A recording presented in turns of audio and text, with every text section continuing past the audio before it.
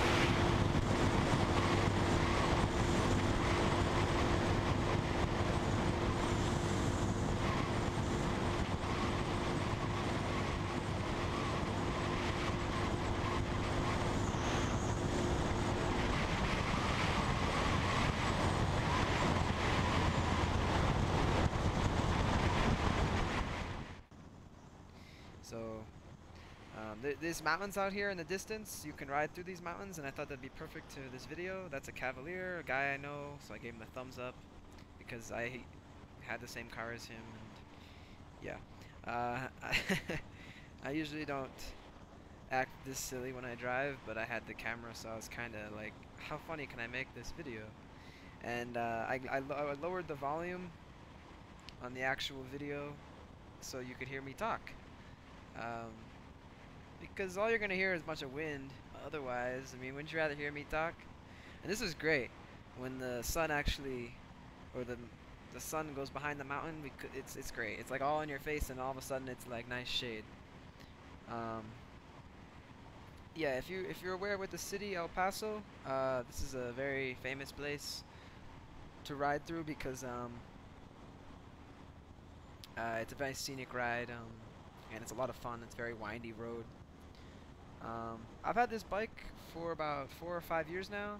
I got a really good deal on it. Spent $1,000, and yeah, I mean, I've never had to do anything to this bike. Just change the oil. It does. You have to add oil because it burns a little bit. It's a fantastic motorcycle. If you don't care about that much speed, it will cruise on the highway fantastically. This area, it doesn't perform too well because you go up so high, you actually lose a lot of power. Even when you're on flat land, you can feel it because it's like less oxygen or something like that. I don't know. Boy, this is an awkward. I've never narrated a video before. I don't know exactly what to say. But there aren't any other videos here on the YouTubes of people riding these old Honda Shadows. There's like one. And I speed up the video here because the sun's in my face, and I mean, it doesn't really look too good on the camera. It makes kind of a cool sound when you speed up motorcycle riding. I do that later on, I think, around a town. And it sounds really neat. It sounds like a two-stroke dirt bike. But yeah, it's a beautiful ride. It's a lot of fun. This bike, the thing is, it handles so well because it's so small and it's so light. I've driven bigger bikes, and of course, sport bikes don't even come close to the handling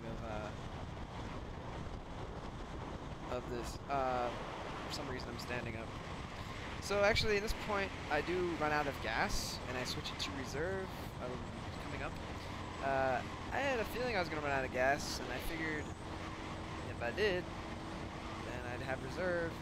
The problem is I'm not really too familiar with this side. Right now I start to lose power. You can hear it. And as long as you catch it like right away and you switch it over, like right now, it'll come right back. But if you let it run all the way out, you'll have to wait like 10 minutes for it to go through the lines and stuff. Yeah, I thumbs up, but I'm a dumbass for fucking letting it run that low anyway. The funny thing is about me is when I run out of gas and I have no idea where the next gas station is, I have this tendency to speed, which doesn't really help at all. My mother says that running out of gas is called joining the loser club. But Mom, if you're watching this video right now, shut the hell up. Have you ever had a motorcycle before? No, you've had cars, and cars have fuel gauges. Bikes do not have fuel gauges. They have trip meters, and you reset them. I think I reset this one late. That's why I... So, yeah. In a car, I mean, the worst that happens is those mountains, by the way, are the mountains I just rode through, in case you weren't watching. But, yeah. So, shut up. I never run out of gas in a car before. Anyway, at this point, I have no idea where the next gas station is. But I wasn't really too concerned about it. I mean, you get like, I don't know, maybe 20 miles on reserve. Listen to this. Sounds crazy.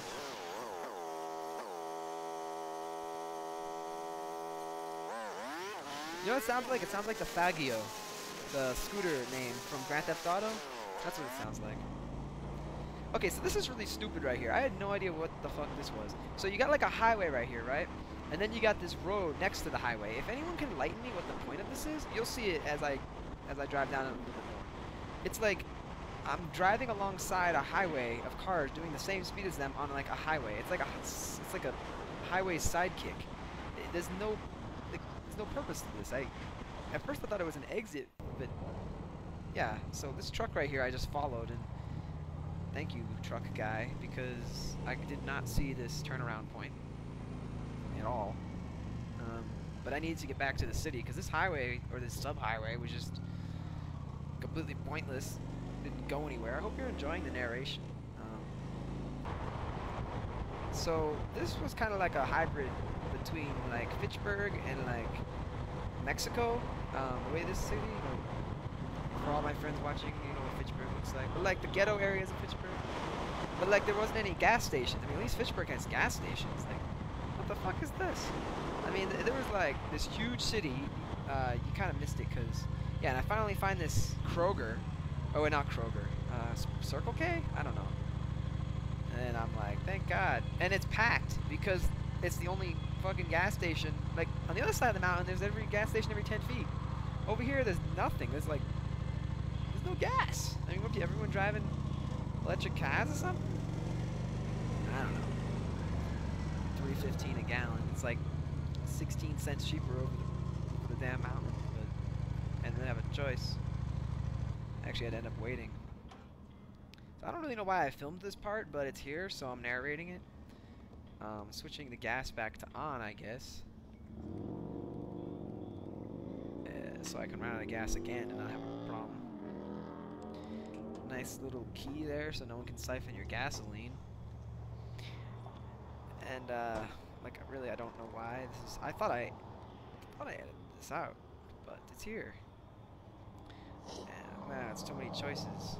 Oh, what card should you use, Max? Oh, I'm so used to using my Discover because it gives you 5% cash back, but that ended on September 30th, so use the Capital One Quicksilver. Every time I buy something, it's a process of what card gives me the best rewards.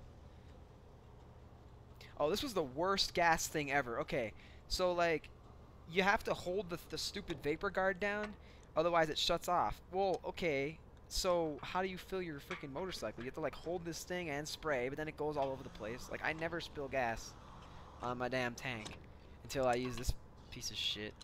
I freaking hated this gas station. And this is my way back, which is actually more enjoyable. I don't know what it is. It's just much better. Looks a lot better. It rides better. I don't know, I always like going back.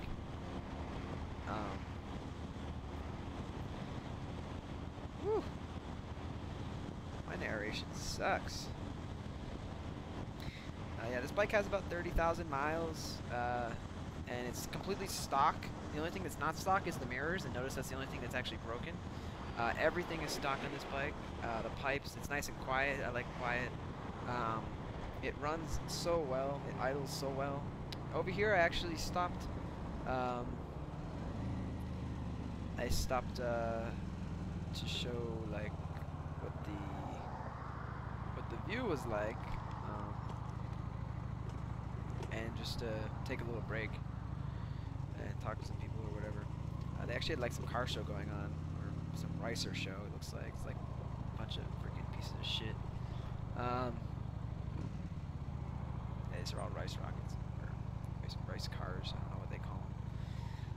Ryan Beals' car would fit in here. Oh, he doesn't have that thing anymore. Ryan Beals, if you're watching this video, this car show is for you. So many shout-outs in this video. Who else can I say hi to? Gus. Hi, Gus. I don't know what else to talk about. Yep. That's the thing. I talked to those people for about a half an hour. Man, I'm not even gonna listen to this. I'm just gonna upload it. I'm not even gonna listen to the narration because I'm gonna be like, wow, this is so stupid. I should redo this. But I don't want to redo it. I want to go to bed. I'm just gonna like hit the compile video button and then just wake up the next morning and press upload. That's really how it's gonna go. This bike though, I mean, like, the only thing, it has 4 gears, and when you're in 4th gear and you're like doing 90, it's a little bit wound out. Like you know, it's kind of, that's all it's got. But around town, this bike is so much fun because oh, at this part of the video, I attempts to get the bike over 100 because it's a little bit of a downhill, and I think I achieved it, but I don't entirely remember. And you can't really see the speedo that well anyway. Oh, but I bring the camera in. Looks like it's doing 95. Yeah. Yep, that's about as fast as you'll ever get this bike to go. But the thing is about it is, when you're doing its top speed, it doesn't feel like it's going to fall apart. Like a lot of bikes, or any vehicle, when you top them out, they feel like they're going to blow up. The Honda Shadow VLX 600, it's not going to blow up. It's just done. It's just like, I'm done. Doesn't feel like a governor. It's just, it sounds like it's still accelerating. Like it's like, but it's done. Yeah, it's all done. So here I am back on base, and yeah, now you can't really speed anymore because MP's all over the freaking place. But yeah, I hope you enjoyed watching this video. I think I still have like a few minutes left to talk. I'll probably do some more videos now that I have this GoPro access. Thank you, Alvarez, by the way. I don't know your first name, it's a fucking paragraph, but your last name is Alvarez, so thanks for letting me borrow it, and I hope you enjoyed riding the Shadow. You're the 3rd person to learn how to ride a motorcycle on this bike, and I'm honored to get people into motorcycle riding. How you doing? This is the gate guard. Thanks. Getting welcomes to Fort Bliss, yeah. This is always a project, because you gotta like take your gloves off, get your wallet out, and people behind you are like, what the fuck is this guy doing? And you're like, I'm just trying to show my ID. And then you gotta put your glove back on. I always look behind me and I'm like, ah, there's people. But it's whatever.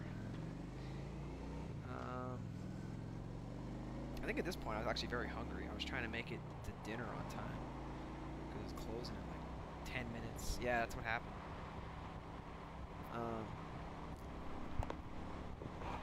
I filmed this like 2 weeks ago, but I'm just narrating it now, so I kind of forget.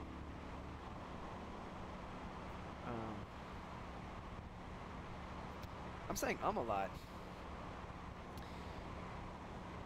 Basically, it's a great motorcycle, and it's a great starter bike. It's gonna give you more like power than the Rebel, but honestly, it's like as easy to drive as a Rebel. So if you wanted to start out with the Rebel 250, they're about the same price. And then once you learn how to ride, you can actually keep this bike because it's, you know, it's not gonna be underpowered. Um, and you'll learn a lot about riding on this bike, a lot about cornering. It's just an excellent motorcycle. If I ever get something else, which I'm sure I eventually will, I will always recommend this exact motorcycle to beginners and long-term riders, because I've had this for 4 or 5 years. Alright, yeah, like I said, hope you enjoyed the video. Put some comments if you have this bike or whatever you want to say. And I'll see you next time.